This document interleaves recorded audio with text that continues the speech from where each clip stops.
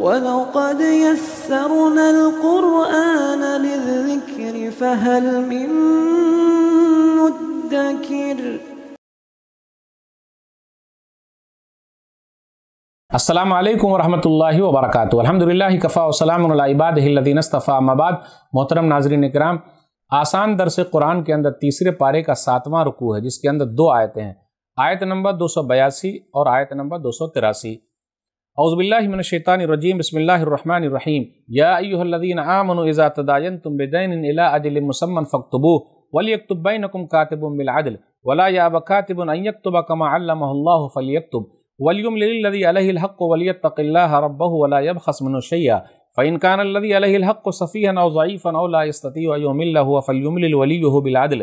وَاسْتَشْهِدُوا شَهِيدَيْنِ مِنْ رِجَالِكُمْ فَإِنْ لَمْ يَكُونَا رَجُلَيْنِ فَرَجُلٌ وَامْرَأَتَانِ مِمَّنْ تَرْضَوْنَ مِنَ الشُّهَدَاءِ أَنْ تَضِلَّ إِحْدَاهُمَا فَتُذَكِّرَ إِحْدَاهُمَا الْأُخْرَى ولا يأبى الشهداء إذا ما دعوا ولا تسأموا أن تكتبوه صغيرا أو كبيرا إلى أجله ذلكم أقسط عند الله وأقوم للشهادة وأدنى ألا ترتابوا إلا أن تكون تجارة حاضرة تديرونها بينكم فليس عليكم جناح ألا تكتبوها وأشهدوا إذا تبايعتم ولا يضار كاتب ولا شهيد وإن تفعلوا فإنه فسوق بكم واتقوا الله ويعلمكم الله والله بكل شيء عليم۔ اے ایمان والو، جب تم آپس میں کسی مقررہ وقت تک ادھار کا معاملہ کرنے لگو تو اسے لکھ لیا کرو، اور لکھنے والے کو چاہیے کہ تمہارے درمیان انصاف کے ساتھ لکھ دے، اور لکھنے والا لکھنے سے انکار نہ کرے، جیسے اللہ نے اسے سکھایا ہے اسے لکھ دینا چاہیے، اور جو شخص لکھوائے اس کے ذمے حق یعنی قرض ہو، اور وہ اللہ سے ڈرے جو اس کا رب ہے، اور لکھواتے وقت مقروض اس میں سے کچھ بھی کم نہ کرے۔ پھر اگر قرض لینے والا بیوقوف یعنی بے عقل ہو، یا کمزور، یا کم عمر، یا دیوانہ ہو، یا لکھوانے کی قابلیت نہ رکھتا ہو، تو اس کا سرپرست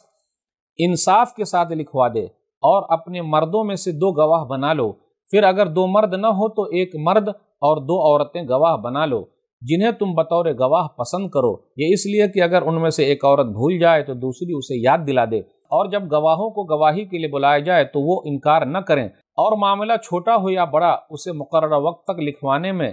سستی نہ کرو، یہ اللہ کے نزدیک زیادہ انصاف کی بات ہے، اور گواہی کے لیے بھی یہ طریقہ بہت درست ہے، اور اس سے تمہارے شک میں پڑنے کا امکان بھی کم رہ جاتا ہے۔ ہاں، اگر تجارتی لین دین دست بدست ہو جو تم آپس میں کرتے ہو تو ایسے معاملے میں نہ لکھنے میں تم پر کوئی گناہ نہیں، اور جب تم آپس میں سودا کرو تو گواہ بنا لیا کرو، اور لکھنے والے اور گواہ کو ستایا نہ جائے، اور اگر تم ایسا کرو گے تو یقیناً یہ تمہاری طرف سے نافرمانی ہوگی، اور اللہ سے ڈرو اور دیکھو کہ وہ تمہیں کیسی مفید باتیں سکھاتا ہے، اور اللہ ہر چیز کو خوب جاننے والا ہے۔ وَإِن كُنتُمْ عَلَىٰ سَفَرٍ وَلَمْ تَجِدُوا كَاتِبًا فَرِهَانٌ مَّقْبُوضَةٌ فَإِنْ أَمِنَ بَعْضُكُمْ بَعْضًا فَلْيُؤَدِّ الَّذِي اؤْتُمِنَ أَمَانَتَهُ وَلْيَتَّقِ اللَّهَ رَبَّهُ وَلَا تَكْتُمُوا الشَّهَادَةَ وَمَن يَكْتُمْهَا فَإِنَّهُ آثِمٌ قَلْبُهُ وَاللَّهُ بِمَا تَعْمَلُونَ عَلِيمٌ۔ اور اگر تم سفر میں ہو اور کوئی لکھنے والا نہ ملے تو کوئی چیز بطور گروی قبضے میں دے دی جائے، اور اگر تم میں سے کوئی شخص دوسرے پر اعتبار کرے تو جس پر اعتبار کیا گیا ہے تو اسے چاہیے کہ امانت ادا کر دے، اور اللہ سے ڈرے جو اس کا رب ہے، اور تم گواہی کو نہ چھپاؤ، اور جو اسے چھپائے گا تو یقیناً وہ دل کا گنہگار ہوگا، اور اللہ تمہارے سب کاموں کو خوب جاننے والا ہے۔ ناظرین کرام، آسان درس قرآن کے اندر تیسرے پارے میں یہ 7واں رکوع ہے، جس کے اندر 2 آیتیں ہیں، آیت نمبر 282 اور آیت نمبر 283۔ آیت نمبر 282 پورے قرآن مجید کی سب سے لمبی آیت ہے۔ اب یہاں ایک بات غور کیجئے، سب سے لمبی آیت یہ لین دین کے مسئلے کو لکھنے کے بارے میں ہے۔ آج ہم اور آپ نہیں لکھتے ہیں، اس لیے بڑا مسئلہ ہو جاتا ہے، لڑائی جھگڑا ہو جاتا ہے، تو اس لیے لین دین کی جو بھی بات ہو اس کو لکھ لینی چاہیے۔ آپ غور کریں، قرآن مجید کے اندر سب سے لمبی آیت توحید والی نہیں ہے، لیکن اس کا مطلب یہ نہیں کہ توحید کی اہمیت نہیں ہے، توحید تو سب سے اہم چیز ہے،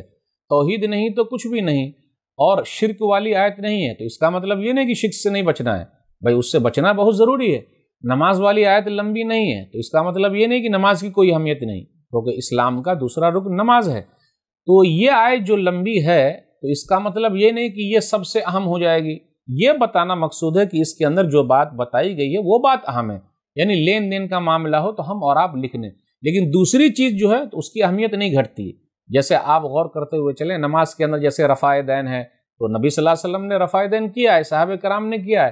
تو اگر قرآن مجید میں نہیں ہے تو اس کی اہمیت نہیں گھٹتی۔ اب آپ ہی بتائیے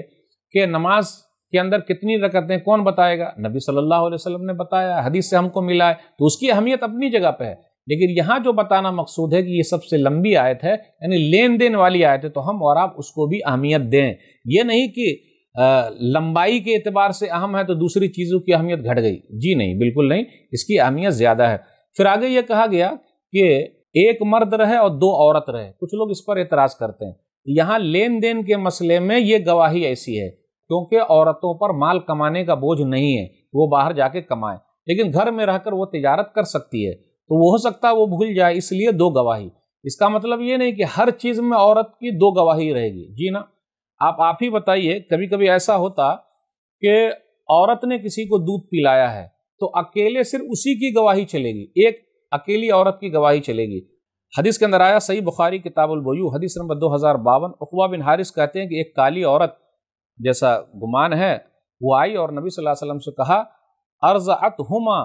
کہ ان کو اور ان کی بیوی کو، یعنی عقبہ بن حارث کو اور ان کی بیوی دونوں کو دودھ پلایا ہے۔ تو نبی صلی اللہ علیہ وسلم مسکرائے اور کہا کیف وقد قیل، پھر اب کیسے ہو سکتا ہے، اس لیے جاؤ جو تمہارے ماتحت بیوی ہے اس کو تم چھوڑ دو۔ اب دیکھا آپ نے، نبی صلی اللہ علیہ وسلم نے ایک عورت کی گواہی مان لی۔ تو اسلام پر جو لوگ اعتراض کرتے ہیں ان کا اعتراض کرنا صحیح نہیں ہے۔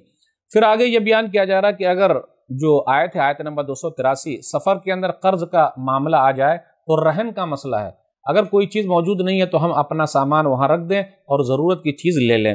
تو اس کے بعد کیا ہوتا ہے، اگر ضرورت کی چیز لے لیں تو جو چیز وہاں گروی رکھی ہوئی ہے فائدہ ہو تو حقدار مالک ہوگا، البتہ جو خرچ کرتا ہے تو اتنا وہ وصول کر لے۔ یعنی کوئی سامان ہے، ہم نے سامان رکھا، مثال کے طور پر ہم نے بکری رکھ دی، تو بکری کو جو کھلائیں گے پلائیں گے، جو آدمی کھلائے گا پلائے گا اتنا تو خرچ لے گا، لیکن اس کے ذریعے دودھ ہوگا تو وہ دودھ بیچ بھی سکتا ہے اور کیا کرتا ہے، اس کا پیسہ بھی رکھے گا، لیکن جتنا اس کو بکری کو کھلانے میں لگا ہے اتنا پیسہ وہ کاٹ لے گا۔ پھر اسی طرح اگر مرہونہ چیز، یعنی مرہونہ قدر جو چیز ہم نے رہن میں رکھ دی ہے، دودھ والا جانور ہے یا سواری ہے، تو اس پر خرچ کے بدلے یا سواری کے نام پر اتنا دودھ لینا جائز ہے، یا پھر آدمی اتنا دودھ ہی خرچ کر لے، کیونکہ اب آپ نے بکری رکھ دی اور آپ ہم سے کوئی دوسری چیز لے گئے ہیں، تو جب تک وہ واپس نہیں کیجیے گا آپ کی بکری واپس نہیں کریں گے، تو ہم کیا کریں گے، اتنے دنوں پر کھلانے پلانے کے بدلے بکری کا دودھ لے لیں گے، تو اس میں کوئی حرج کی بات نہیں ہے۔ تو یہ چند باتیں تھی، اللہ سے دعا ہے اللہ تعالی ہم لوگوں کو قرآن کریم کو پڑھنے، سمجھنے، اس پر عمل کرنے، لوگوں تک پہنچانے کی توفیق دے، آمین۔ اللہ تعالی لین دین کے معاملے کو سمجھنے کی توفیق دے، آمین۔ اللہ تعالی معاملات میں صاف کر دے، آمین۔ والسلام علیکم ورحمۃ اللہ وبرکاتہ۔ اور مزید ویڈیوز کو دیکھنے کے لیے آپ ہمارے YouTube چینل کو سبسکرائب کریں۔ فجزاکم اللہ خیرا۔